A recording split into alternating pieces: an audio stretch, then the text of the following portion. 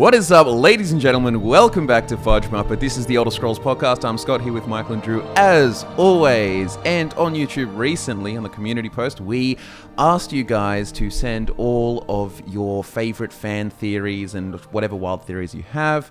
And today we're going to go through them and assess them, see what we think. Maybe there's something in your brilliant minds, or maybe we've got some poorly thought out takes. We'll see. But we're going to just go through the list and have a look. I imagine it's going to get a bit strange. Yeah, like we're inevitably going to have those like meme ones. I think I saw something about Nazim or something, and it's just okay. All right. I guess the first one to read, top comment from John, and it says, everyone in Skyrim is wrong about Alduin. Whether you're talking to random guards, Jarls, the Greybeards, Parthenax, or ancient Nords in Sovngarde, everyone thinks that Alduin has returned to fulfill his role as the World Eater. But we know from reading the Elder Scroll at the Throat of the World that he hasn't actually returned at all, but just travelled forward in time several thousand years. From his perspective, he probably went straight from fighting the ancient Nords to torching Helgen. Unless we believe that his nature and goals have fundamentally changed over the course of a few minutes, we really have no reason to think that waking dead dragons, killing the Dragonborn, or devouring the souls of the dead serves any purpose except to increase his own power and resurrect his empire.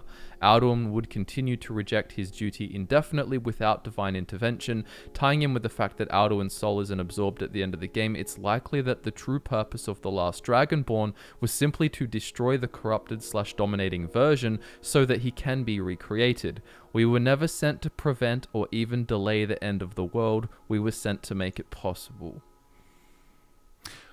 Well, I guess if you're like, we've sort of talked about before, like the idea that Akatosh as the sort of like entity is interested in like prolonging the kind of existence of the world. And if you kind of, with a simple sort of idea, it could be more complex than this, but the idea that you have like the last Dragonborn, it's some form of blessing from Akatosh or something that could bestow the like dragon blood. It could make sense that this is like course correction for like one of like Akatosh's alter personalities or like firstborn. Like, but I've talked about this before, but like Alduin being the firstborn of Akatosh in mythology and stuff, like firstborn can also be like symbolic. It's not like literal all the time. Like it can be like a sort of first incarnation or something like that. Do you know what I mean? And if you were to think about it chronologically in development of the gods, well, I don't know, but like Alduin, at the very least, as a dragon sort of concept, is the oldest sort of understanding of any sort of dragon god, until later Akatosh is envisioned with Alicia's thing later on. Because Auriel originally didn't have any draconic elements. It was an elf, just like everyone else. So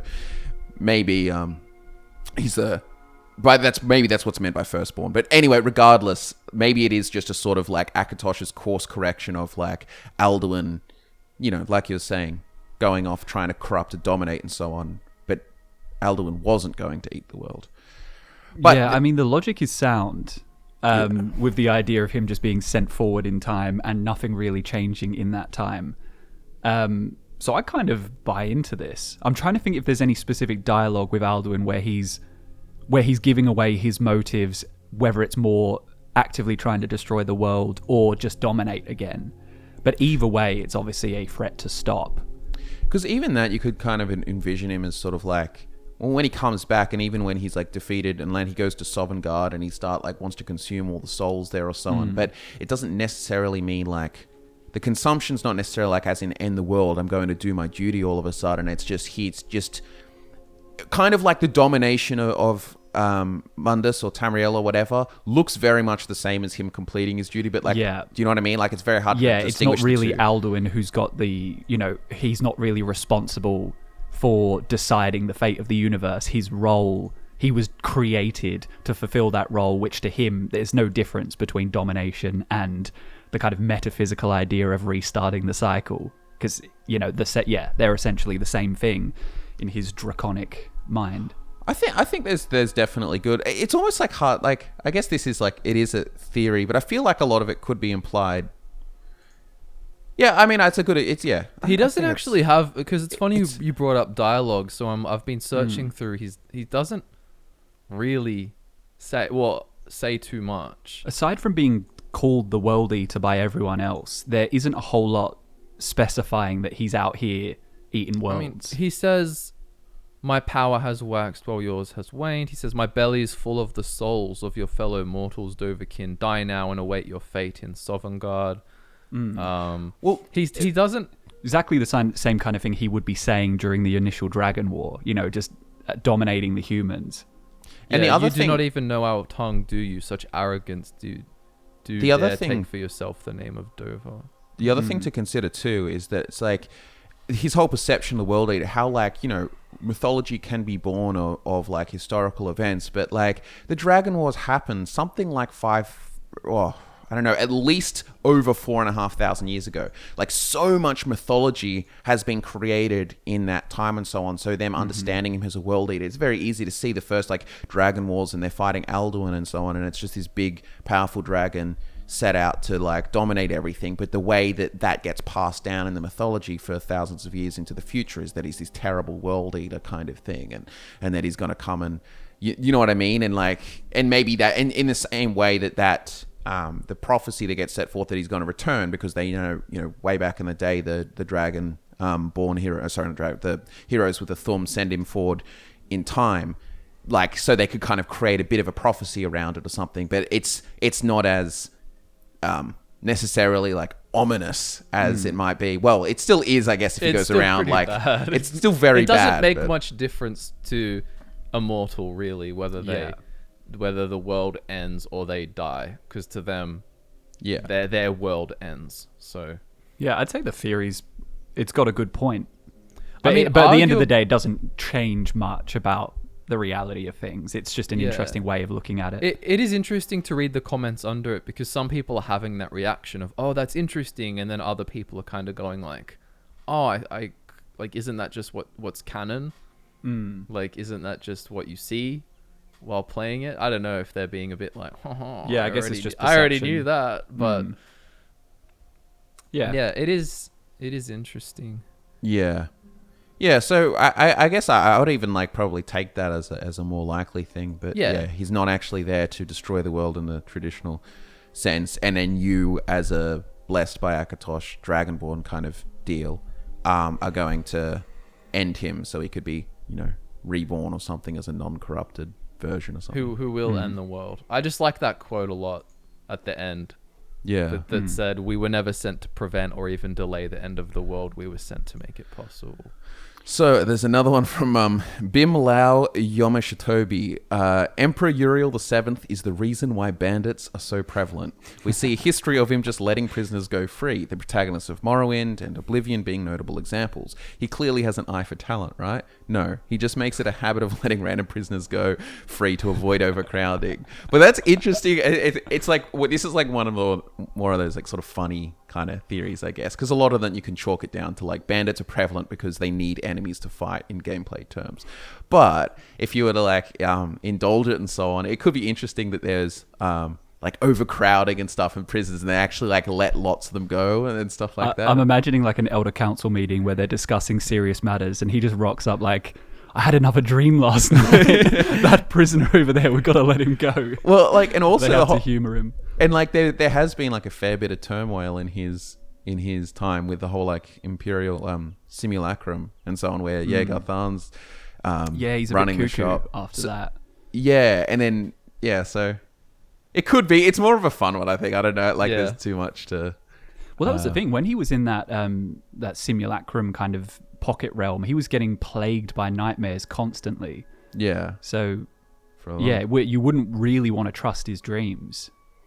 They're probably quite ominous, but there you go. Yeah, I mean, that's a good point. Yeah. I think it's true.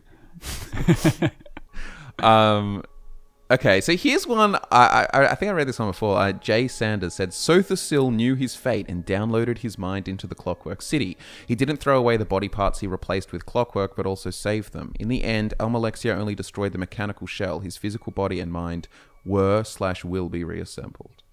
I feel like a lot of this is headcanon hopeful thinking, less of a theory. Because I was just going to say, if you're going to bring back any character and not have it be corny and kind of forced, Sotha Sil would be the one. But you'd have to kind of acknowledge that you're not truly bringing him back. You're bringing back a kind of imitation of him. I don't think he is The reason being too is like even the whole like creation of the mechanical heart, like he set things up so that things would be finished without him there, like when they disappear and so on.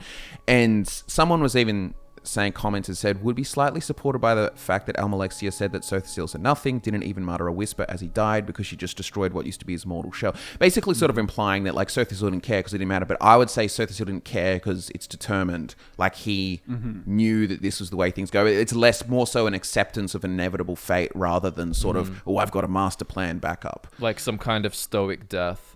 Yeah. Versus, it's because I've already sent my mind to the cloud, so I can't speak. And yeah, like the his ideas living on would be much more important to him than his self living on. You know, I don't think he cares if his consciousness ever were to return to Nirn, so long as his philosophies get carried on by his disciples. Does depend though, because remember when we were talking about him and we were saying like he's kind of more egotistical than he like kind of gets credit for. Like he presents himself as like not. But in then many ways, through his actions and what he actually says about himself, he is. So I could see it either way. Like I could see it that he would want himself to continue on. But then, like you said, if his death was inevitable, then I think the second best thing would be that his ideas and his city lives on. Yeah, his legacy without him. Yeah, exactly. is kind of the most important thing. Yeah, which would play into his ego. Mm-hmm. Yeah. I don't think there's a lot of evidence for that theory. Falls a bit more into the sort of like headcanon. It could be cool. Like, you know, but yeah, this next one's actually a pretty fun one, actually. So Mason Peck says, the humming sounds that Nirnroot makes are echoes of the song of creation, kind of like how background radiation in the real world is evidence of the Big Bang. This is corroborated by two facts. One, Nirnroot is only found by water, and water, apparently, retains memories of the past. Nirnroot, then, is somehow isolating the memory of the song of creation and echoing it out to the world. 2. Crimson Nirnroot is slightly off-key, indicating it may be playing back the dissonant sounds of creation. The difference between Nirnroot and the Crimson variant reflects the Anuic-Padomaic dichotomy in the Elder Scrolls ontology. So, yeah, the idea that Nirnroot is that humming sound or someone is like from the beginning songs of creation, and the Crimson Nirnroot is sort of like the Lorcanic sort of elements or something. Or it's a plant that makes a noise. There is. But it I is just had to say that. It's a cool theory. And even being called Nirnroot implies some sort of importance. The song of creation is very annoying. You'd think it'd be something a bit nicer. Yeah. But no, that is a cool idea. I do wonder though why Crimson Nirnroot then is in like Blackreach and not.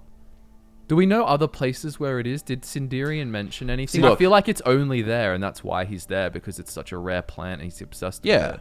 Yeah. It could just be there. Like, dude, honestly, Crimson Nirnroot exists because they wanted a cool new variant of Nirnroot or something interesting. Am I mistaking it for something else, or did Crimson Nirnroot exist on Vardenfell as well because of the like? You're the thinking of Scrathecraw, the plant. It looks different. It's similar-ish, but it's that big red leaf looking thing. Wait, hold on. I'm just reading his journal. He said it was carried into his workshop, basically a Crimson Nirnroot. And it has like special healing properties as well that are kind of unexplored. Yeah, for sure. I think that's like, okay, so it's from Skyrim, found in Blackreach, then brought to him. Dismissed by the person as a noisy red weed. True. Facts. Yeah. He's just obsessed with it, and then he goes to Blackreach. Yeah. It's an interesting theory, and there's like, you can't really say one way or the other, but it is it's cool food for thought. Oh, here's an interesting thing. So my initial research seems to indicate that the Crimson Nirnroot has a similar affinity for moisture as the garden variety, but also maintains some sort of symbiotic relationship with the enormous fungi that inhabits Blackreach. It's my guess that the fungi itself is a source of water, absorbing it from the moist subterranean air like a sponge. This provides the ideal environment for the Nirnroot to grow. Unfortunately, the Crimson Nirnroot appears to have a vastly shortened lifespan, and they are in no way plentiful down here. Gathering 30 of them will be quite the challenge, but hopefully the denizens of Blackreach will allow me to gather my samples unhindered. him gather them. Yeah, it could be Or wrong. Someone else gather them. But it is still a cool theory. Yeah. Gigasius. Considering how repulsive the Falmer are to eyes of others and how they dwell in the dark and are surrounded by insects, my theory is that in their pitiful situation, the Falmer turned from worshipping Auriel to worshipping Namira, at least in some ways. Namira probably gave them hope or a way for them to accept their situation. And that's why they didn't leave the Dwemer ruins, because that would have gone against her wishes, her wish to keep them in their pitiful state. The Orsma have a patron Daedric prince, the Falmer could have too. My problem with this theory is it's kind of like saying, if I decide to stop showering for a week, I've turned to worshipping Namira. You know what I mean? It's like, it's by proxy of what they're doing and where they live. It feels we're making this assumption. It's kind of like goblins, right? Like, we know that a lot of goblins live in the sewers. We know that, they can potentially worship Malakath and different versions of, but yeah, it would kind of be like saying, well, they live in the sewers, so it must be a Namira thing. It's kind of like that difference between saying that, like, all dogs have fur, or rather than if it has fur, it's a dog. Because that's kind of what it feels like. Oh, if it's disgusting, and if it looks ugly, and if there's insects, then it's Namira related. Like, it is patron of Namira or something. Whereas you can just be, unclean. I mean, be blinded. I do talk about it a bit. Like, one of my favorite videos I've ever made for the channel is, it's called Let's Explore One of Skyrim's Unsolved Mysteries. And the thumbnail has a giant, like a Falmer kind of meditating on the front. But in that video, I actually go through a lot of different ideas about Falmer worship. And we go through the temple of Scrib and kind of speculate who or what Scrib is and how that could be a corrupted deity and who I think it is. I won't spoil it, but check that out. Namira gets a little mention, but it's not the conclusion of the video. Yeah, I do think overall it's just like, it's a bit more of an aesthetic sort of fit. But like, not even necessarily. It's that weird thing too where it's like, even you can go like, disgust and stuff is like subjective. For example, like I would imagine that like the Dunmer don't see insects as disgusting as everywhere else does because it doesn't inspire revulsion, because they've grown up with silt striders and nix hounds. They eat quam regs. They like, there's so much insectoid stuff that it becomes normal in the same way that you wouldn't have an innate disgust reaction at a dog or a cat or the other animals. But couldn't that you're you around say that all the about time. anything though? Like if Namira is a god of disgust and like the Reachman clans that grow up worshipping her, they're very used to all the gross stuff, but to them it's more normal. It depends, I guess, whether it's inspired. Like one of the things said about it is like things that inspire revulsion in mortals, and if it's not doing that, like if a Khajiit starts licking itself, that's one thing. But if an Imperial does it, it's a bit weird. Yeah, it's look. They get put in jail and then released by Uriel VII the Seventh. Yeah. After he sees it in a All the dream. self-lickers are back on the streets thanks to Uriel VII the Seventh. But all right. Well, let's do the next one. CD. The Tribunal. CD what? CDs. Sorry, go on.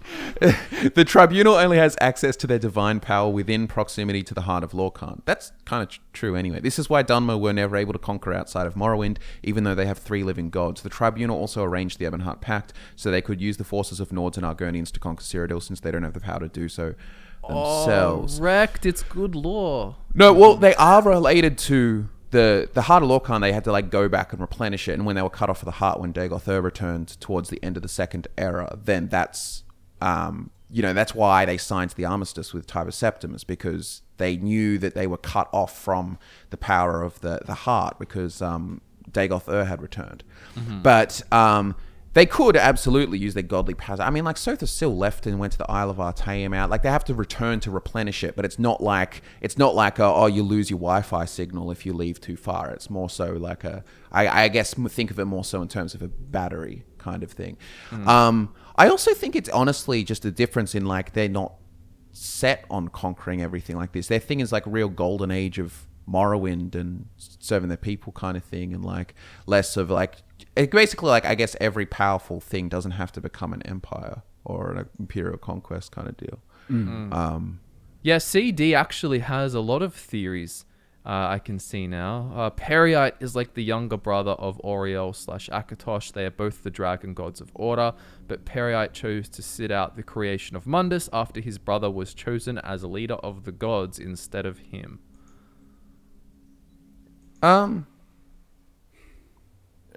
It's like, I guess it's the thing. It's possible if they made new law or something, but I don't know if there's necessarily like a... The way I've always perceived the relationship between Peryite and Auriel and Akatosh is like, if you imagine it kind of like with the Aka over soul, and it's split almost into like, kind of, you could say, different roles. I feel like Peryite was the part of Akatosh that was created or separated to be in charge of what goes on like behind the scenes, the annoying jobs that don't really need to be, that nobody else wants to deal with. That's how I perceive Peryite, as opposed to someone who vied for power but failed and is now like subjected to doing all of the boring crap. Dealing with like Elder Scrolls lore stuff is so hard, because it's like what if comparative mythology was real and that like everything becomes more valid, like rather than like, in real life how like comparative mythology is like trying to find some like underlying truth that we probably have no idea of. It's kind of a similar thing, except there's more of a literal sort of truth to it all in the Elder Scrolls. And like I agree with the Peryite thing not being like a coveting sort of like wanting it kind of thing, or chose to sit out. You know what I mean? Like I feel like outside of the dragons, like it's hard to like say, well, remember, let's like, we could start like chronologically, but like everyone's just et Arda at the start. They're all just like original spirits. So there is no like, but like how they're related or not, it's hard to kind of discern. Especially with so little info on Peryite, but the way I would always interpret it is he can't really have a huge ego. It's almost like the ego had to be separated from this Atada, if you view it as like a spread off from the Aka Oversoul. But if he is covetous, then he's had a real shitty deal for a long time. Because it could also be that he is like, and especially in reference to as being like the weakest Daedric prince, it could be that he found himself a niche. Like everyone else is like claiming like all of their, like, I'm claiming domination, I'm claiming like, revolution or shadows or whatever, but like he was like left with nothing. He's a weaker Daedric prince, but then he goes in and just finds all of these little things, but he's actually slowly amassing. He actually ironically becomes very powerful by amassing a lot of the background, like little side things going on, like kind of like, bit of a mastermind Littlefinger kind of vibe to it, or something like that, I'm loving your jazz hands as well. Yeah.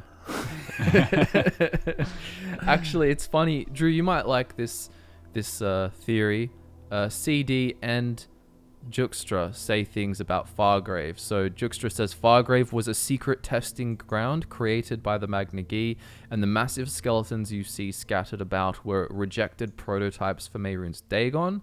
And then CD says, could the giant skeletons of Fargrave be refugees from the Deadlight, the realm of the Daedra Lord destroyed by Dagon? These nomadic Daedra eventually were unable to reform or replenish their power without their Daedra Lord or his realm, so they became the skeletons we see in the Elder Scrolls Online. I do like that, because there's nothing decisive about Fargrave's lore. So I really do I especially like the Mehrunes Dagon idea, that the failed prototypes. Yeah. All you really get for knowledge of how he was created was that he was created in the bowels of Lig. Like, the way I had interpreted that would be kind of like, if you imagine Lig like Nirn, it would be in a deep in the volcanic center of the earth, where Lorkhan's power is strongest, and kind of built from what the Deadlands looks like now. That's where he would have been created. But the idea that they had a separate little realm that they just conjured up as their testing ground is a very cool idea. It sounds like us playing with console commands. Like, they just spawned a new scene and they console commanded in some Daedra. And I don't know if you've ever seen or read Nausicaa, but it's the idea that there was so it's like a post-apocalyptic thing, but there were these giant god warriors, these giant machines of the ancient technology that flattened everything, and there's you'll find their skeletons and stuff left around or so. But the idea that when the Magna Ge, imagine if Mehrunes Dagon wasn't the only thing, that it was just basically a series of flesh-destroying god warriors, just these huge weapons of mass destruction, but he's the only one that survived the whole thing, and then the rest were killed, but he came out on top, and therefore he became the relevant one and everything like that, rather than It's cool. But this is all such wild. This is, there's not a lot to ground all of this. It's just speculation, really. I think that's why it would be interesting if the Elder Scrolls 6 and, the core Bethesda team did embrace Fargrave and make sense of it, because there's not a whole lot to go off. Yeah. It'd be cool. We've kind of talked about this one, but I can just bring it up again. But like King 614, Mankar Camoran is an Aelid, and his paradise is a perfect vision of Aelid rule. You can notice in Paradise that only the humans are getting tortured, and you fight Mankar inside an Aelid palace. His goal was an Aelid revival. That's always been one of my favorite theories. Yeah. But a few years ago went for it pretty extensively. But it does make sense, because you do have sources suggesting that Aelid refugees pushed through into Valenwood and then eventually onto Somerset, and there's a quote that says they mingled with the nobility in Somerset, and you can see kind of like them over time gathering resources, gathering power, gathering political sway, and then planning to really get revenge on men, which does make sense with the I feel like Falmor's I can imagine views. there's like all these people like sitting around. It's like those like propaganda like Hyperborea sort of like montages and stuff, but it's like them but for like the Aelids and stuff, but they're all like they've been like high elves for generations and generations and You're generations. making me think of that meme that's like Fallout lore, and then it's like Elder Scrolls lore, and Well, the song they always put to that like fast, flashy, dude, like. to be fair, elves are very prone to this kind of like cope. They do it with Aldmeris too. Like Yeah, Aldmeris sure. as a concept anyway is their sort of not Hyperborea or real, some way things bro. used Atlantis. to Yeah, It's not real. yeah. Cop Some it. like By the way, but about that theory, getting back on track, I don't know if the whole idea like only humans are tortured in the thing, because from my understanding, the people in like his followers go to paradise like regardless of what they are, and they get put in the wilds where basically the Daedra are all out and about and can just run and hunt and kill them. The ones that get put in cages, I'm pretty sure, are like the ones that reject this gift of like, oh, you can be in paradise, but there's scary Daedra. So it's like, well, you get locked in the cage to be tortured. Like, I don't know if there is like a... Like, if you look at the people trapped there, I'm pretty sure like... I mean, I'd have to check, but... yeah. I would be surprised if it was kind of like...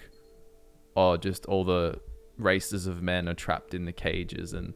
But what, the elvish ones are roaming paradise, still being hunted? That doesn't sound very, like, great still. I don't know. Aelids. But yeah, pardon me, it's a cool theory. And I think, it's pretty close. You'll never get a confirmation, but that's kind of fun. That one has a lot more, like, evidence for it. Yeah.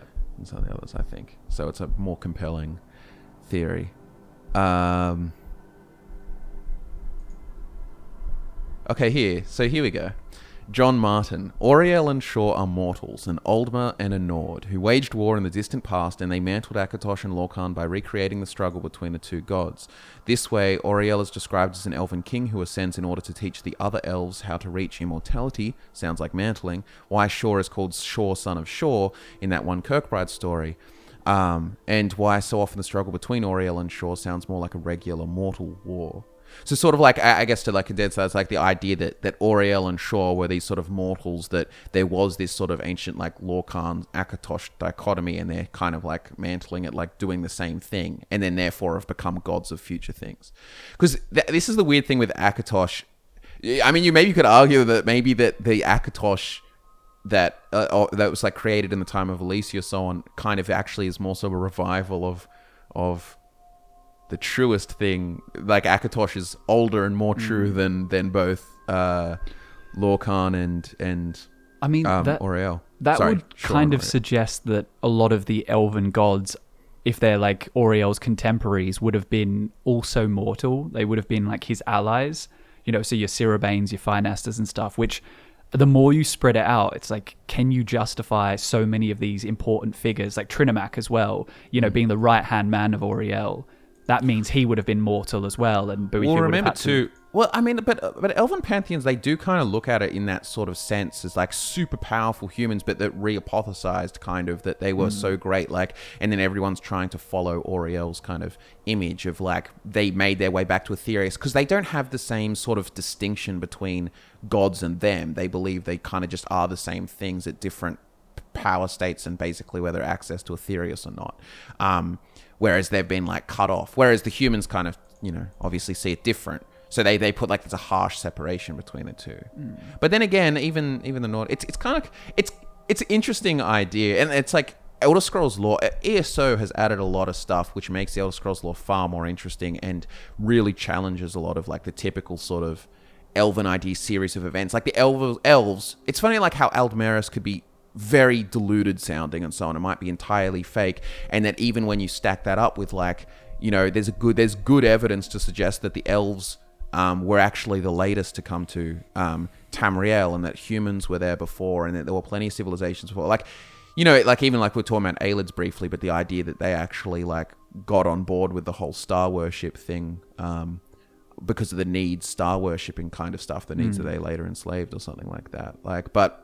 And then there's the ideas that the Bosma were there earlier and so on. So it is kind of interesting that maybe Shor and that there was some like, and it depends how literally you take sundering and stuff too, but like maybe there was some Auriel and Shor were far more human-like, mortal-like, I mean, and then they're like... And, the further back in time you look, the more kind of mythological everything was and magical everything was, both in terms of the story being so, being passed on down so many generations, could there be so many embellishments, but also the kind of idea that as time gets further away from the beginning and the ending of the cycle, the less magical it becomes. So a lot of the more magical feats of these early figures like Auriel could maybe be justified at that time in history. Interestingly enough, to throw a spanner in the works with that whole theory, though, if you were to read the historical records of what's happening in the 3rd and 4th era, they sound pretty damn magical and crazy as well. Like, imagine you're reading about some 1st era lore, but I mean, it's not, it's the Oblivion Crisis, but it's like, and monsters were pouring in and running all over the place, and then, you know what I mean? And Mehrunes Dagon Well, it's 2nd era too, even, like all the events of ESO. And then even in Skyrim, it's like dragons are flying all around the place, but some dude who can breathe fire is running around saving everyone. Like, sometimes I wonder if that, because that theory is obviously based on, but it's whether it's like literal or not, but the naturally ancient events are going to feel more mythological because you can't verify how real or not they are. Like when you consider that like the Argonians had this thriving ancient civilization, but like well before sort of anyone else was sort of there, but like there's all of this time where things are happening or something, like you can't really determine, like it kind of feels like that in the elven idea of things, a lot of this stuff kind of gets dismissed, or it's just like random stuff else, you know what I mean? Like, because by the way, the reason I pick on the elven thing is because the elven series of like, they would claim the most like accuracy, and it's generally what's in the games before has been sort of presented as the truth of the matter. Yeah. I gotta say, I spent a lot of time looking at Ascended Immortals now in Mankar Camoran's Realm of Paradise, and they are they all seem to be like humans. Like there's a Dark Elf, but he's part of the like torturer crew, and then there's the High Elf who like decides to help you, but he's also in charge of torturing. Like a lot of the other ones seem to be Imperial, Nord, Breton, Redguard, Imperial, Breton, Nord, like, you know what I mean? Yeah, so, even if he did have more than one motivation, the Mehrunes Dagon stuff by far takes precedence in terms of what he's what's clearly motivating him. Yeah, I don't know. It's a tricky situation, but that's why Mankar is fun. I'm going to I've read the first line of this one, but I want to hear it out because I've heard a few people mention this, or maybe it's the same person mentioning it a few times. But so this guy has a few, but I'm just going to read the first one. But it says, The Night Mother is the Daedric prince Namira. The Dark Brotherhood worships essentially the Void as this idea or philosophy of Sithis/Padme, but the Void is the sphere of Namira. From the books in Morrowind, we can guess that the Morag Tong had a religious schism, and those that left became the Dark Brotherhood. I get that Mephala is the Daedric prince of lies, but it seems unlikely to me that she would split her own cult, even if on paper the Morag Tong serves Vivek. This is because the Morag Tong embodies Mephala's philosophies or how society should be run. They exist directly as a result of her teaching. By contrast, Namira is the enemy of Mephala, and I think this makes more sense. If we also consider the story from Oblivion, I like to think that perhaps the Night Mother didn't just kill her children in the night, but defiled them in some way, perhaps ritually ate parts of them, and that's why she was caught so easily. Then she lives on as this perpetual corpse, speaking to those who she calls the listener. So those who she calls listener. It's disgusting, same as the ritual. The ritual is gross, and I bet smells gross too, and I think Mephala would have something different in mind. Sweet mother, send your child unto me for the sins unworthy. It's baptized in blood of fear. I don't know, this sounds to be so fundamentally different from the legalist version of murder that we see in Mephala's cult. There are other little things such as the hanging up of corpses, the prolonged torture, and the befriending of a spider, but this is my headcanon, since I don't think Sithis is a real god that can be worshipped, only an idea. That's a lot to unpack, but I think that the most compelling part of it, any of the peripheral kind of stuff of like disgusting or like this, like you kill a corpse, whatever, a lot of that I feel is not as good. I actually like the most part was the connection to the Void. Like Namira in ESO lore has been like consistently more and more associated with this ancient darkness, the Void itself. You know, there's the whole like dark heart kind of thing, her place in Elsewhere's mythology, and even the Reachman mythology and stuff. So the idea that she is actually intimately tied with this concept of like Sithis or something is kind of cool. Yeah, I feel like you could have like a tie-in where there's two concepts. It doesn't necessarily have to be, like two entities. Yeah. I mean, it doesn't have to be one entity. Like it can be both. Like, you know how they say worship gives power to, you know, what you're worshipping. If they're all sitting around going Sithis, Sithis, Sithis, I feel like that has to give power still to whatever Sithis is. Yeah. Like, I don't know if Namira can kind of secretly be like, yeah, that's me. I feel like Namira is too like nebulous of a concept to be like boiled down to the Night Mother and to the Dark Brotherhood's practices.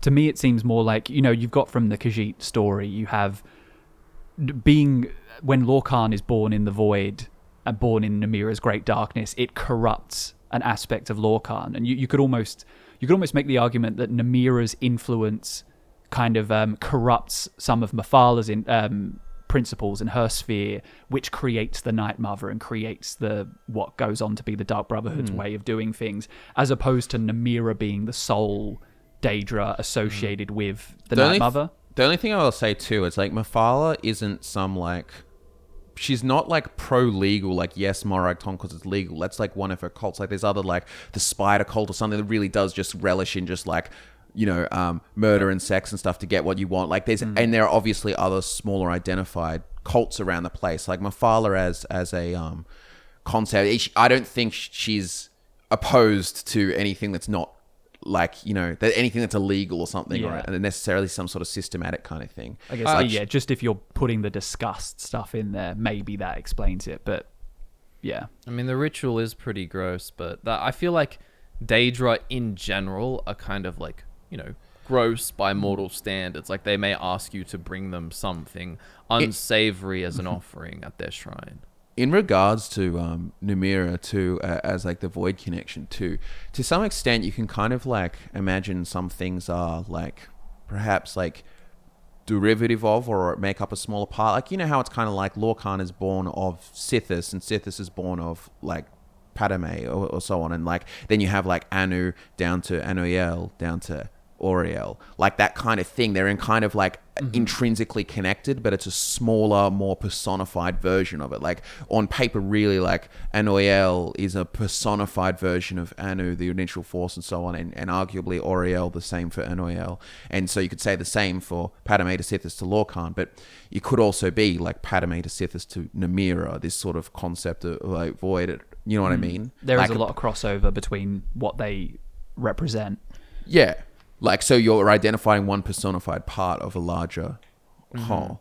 Also, on the topic of Sithis not being able to be worshipped like properly, I don't know how how true that is, because I know the Argonians, they used to like proper worship Sithis with priests of Sithis, and like in the ancient days you were talking about, and there was even artifacts like that were said to be able to, I think, to destroy entire crop fields, like the fangs of Sithis.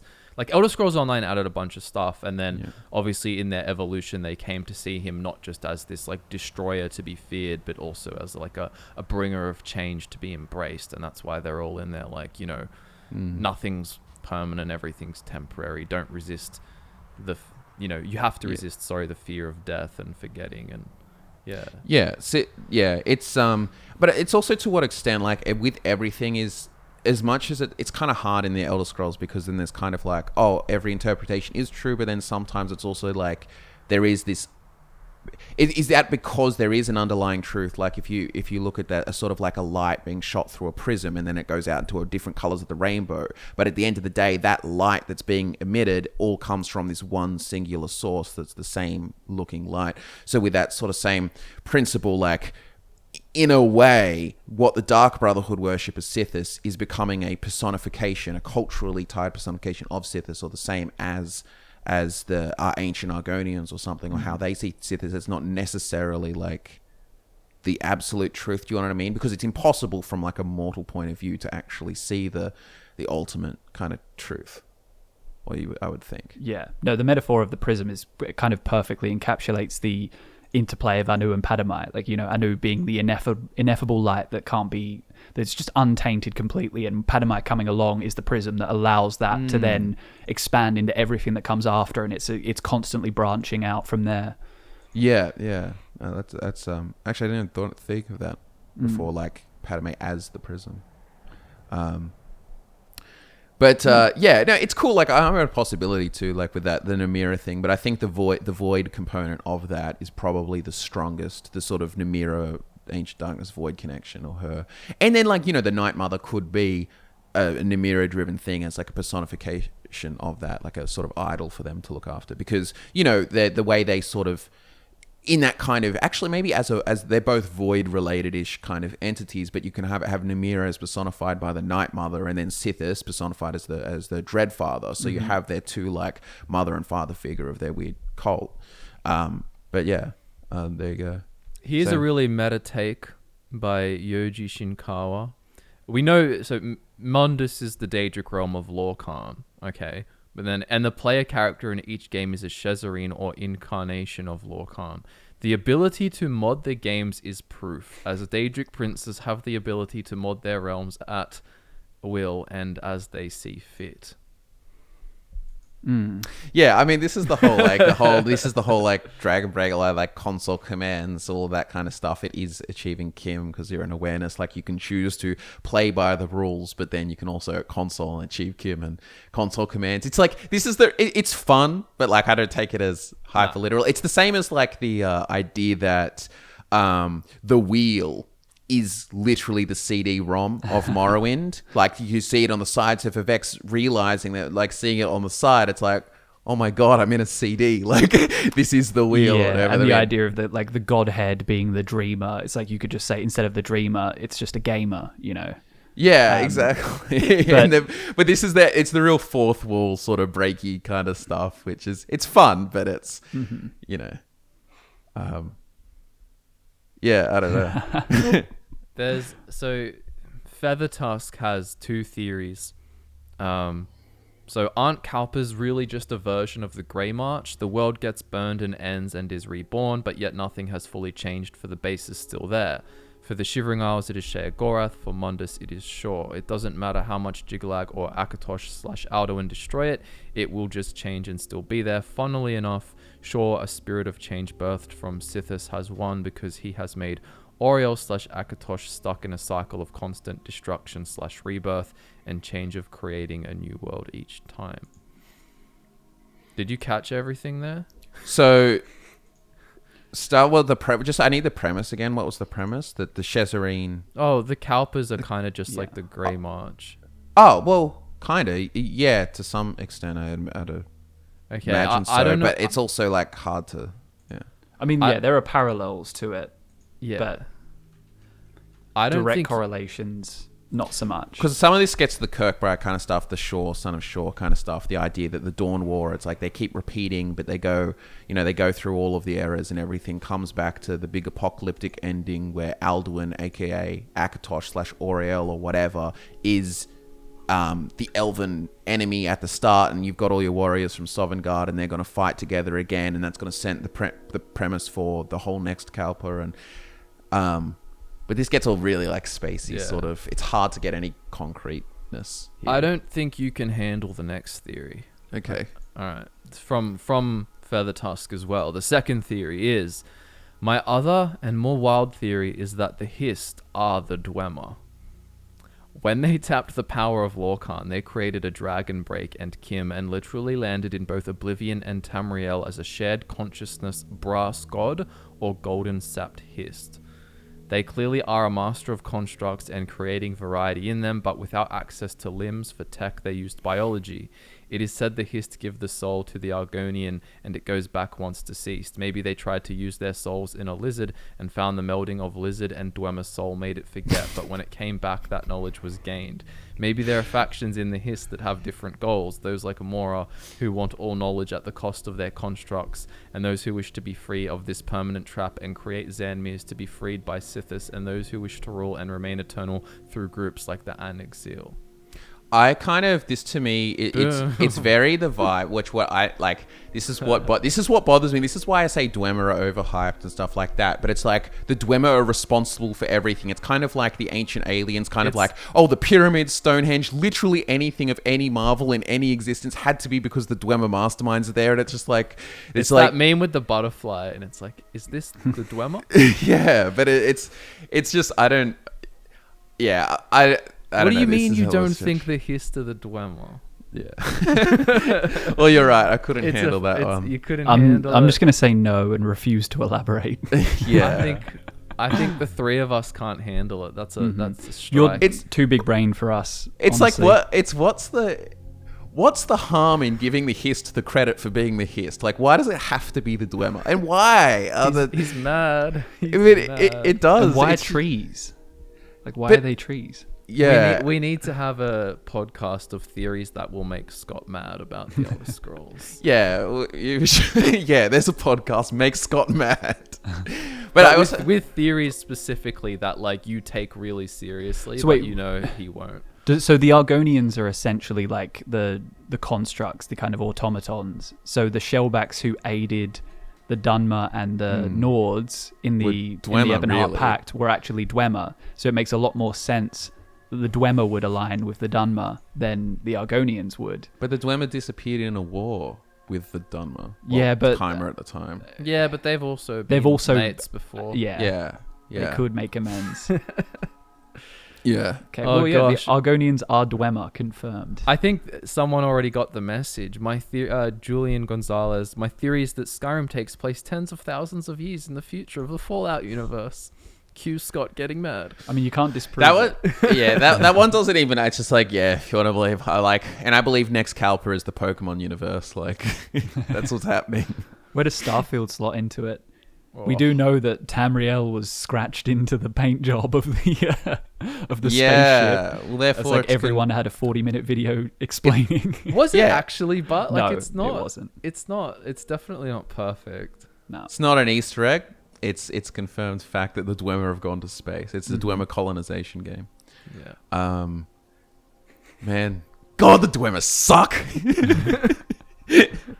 No, I like the Dwemer. It's just it's very much how much they're given credit for. Okay, here we go. This might go. I haven't read it fully, but here, I'm going to read it now. Caleb Lee says, predicating this theory on an implied piece of lore brought to my attention by you about how water is memory and thus the domain of Hermaeus Mora. Most of the intelligent, logical, and maniacal forces that have ever plagued, sometimes literally Tamriel, have come from the sea. Dragon Slode come to mind immediately. Perhaps these entities, being partially aquatic, are so intelligent because of their connection to the water and the memories of the dead. If they were able to absorb the memories of every single entity that ever walked Nirn, they'd be formidable for sure. It could even explain some of their motives. Imagine if the Slode created the Thracian Plague in response to the Battle of Red Mountain, for example, anticipating further misuse of the Heart of Lorkhan. kind of I kind of like the actual like the more so the connection of just Hermaeus Mora and the water is memory, especially in the Khajiit pantheon. He's like explicitly tending the libraries of Azura underwater, and that's sort of his like domain. And I kind of like that. And his knowledge, memory, everything is all. And the fate is often like associated with tides. Yeah, that kind of those kind of metaphors are used. So. But there are other things from water that have nothing to do with, or that wouldn't, like Nereids, for example, are like these water spirit beings who just seem very in tune with.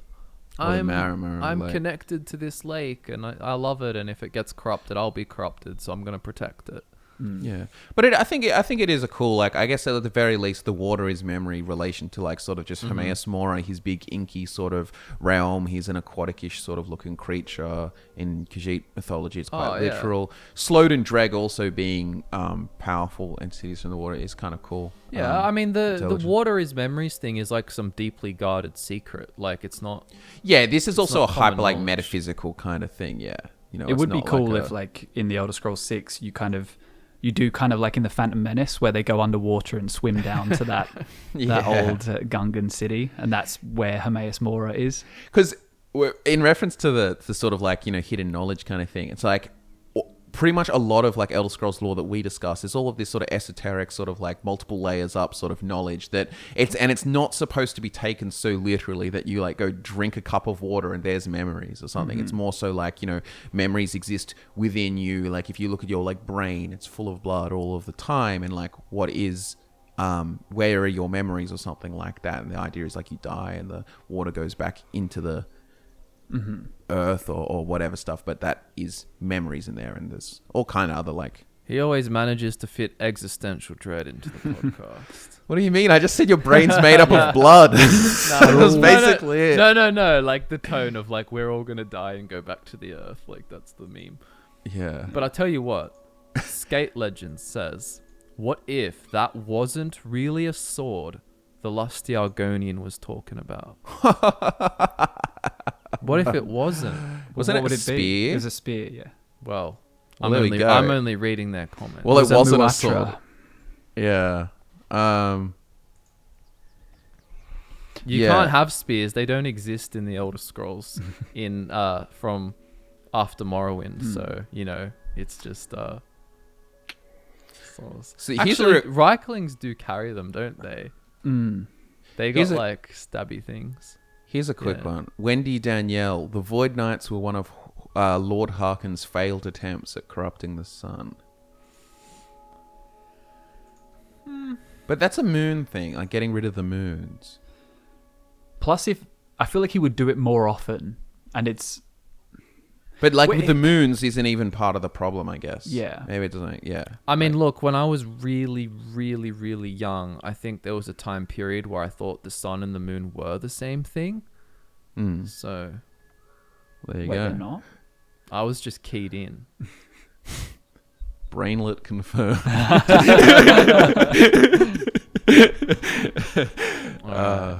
Yeah. Fan theory by Molag's Balls. Magic is dying out. We will never see a return to the magical diversity of previous games because many spells and techniques have been lost with the fall of the Mages Guild. The common people, even elves, will shun magic more and more, and most skilled wizards now keep their knowledge to themselves instead of sharing with an organization. If you're saying magic is dying out, as in like the practice of magic is dying out, you could make that argument, but obviously magic itself, whether or not it's being tapped, is going to be there for people to use. Yeah, I guess it's just the idea that what we saw in Skyrim with magic being more shunned is just going to be like more and more, which like it could be. I mean, Skyrim's quite a anti-magic place, particularly in the fourth era, but a lot of places would be a bit more after the Oblivion Crisis happened. Yeah, and it's also like a lot of it comes down to like gameplay choices. It's and stuff justifying, kind of inform the lore. But it is gameplay. Because I remember I made a video a long while ago, but I think it was just called like post-apocalyptic Skyrim or something. But it's the theory that basically it's in terms of like it's an apocalyptic sort of series, not necessarily like it's the Fallout world kind of things, like as in the genre, but more so that it's a time of like if you were to put it out, like most Like of the Dark Ages stuff. Yeah, like most of the population is all bandits. And then you have like these small like city states or so on, but you could compare that to like, here's your Megaton or something, it's your Whiterun, but like outside of that, they're overrun by bandits and creatures or Forsworn or all kinds of other groups. Like in terms of like, there's not a... And there's all these ruins around of like more Ancient- advanced civilizations and things like that. Yeah. But again, like bandits, there's a lot because you need to fight them because you need enemies to fight. Yeah, but there should be less of them soon. What with Uriel VII being assassinated? Yeah, they'll all stay That was in the prisons. 200 odd years ago, so you'd think there'd be way less bandits. So that's the post-apocalyptic Skyrim. How about the prehistoric Skyrim? Secret. Secret videos. Yeah, coming soon.